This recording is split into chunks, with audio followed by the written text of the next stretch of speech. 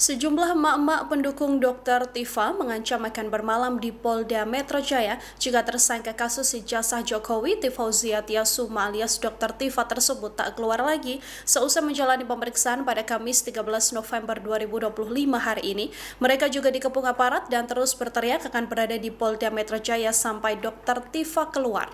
Sejumlah massa emak-emak terlihat dijaga ketat oleh aparat kepolisian di depan Polda Metro Jaya pada Kamis hari ini.